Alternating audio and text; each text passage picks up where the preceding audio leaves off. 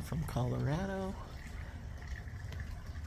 I am about finished with decorating my annual flower pots for the winter.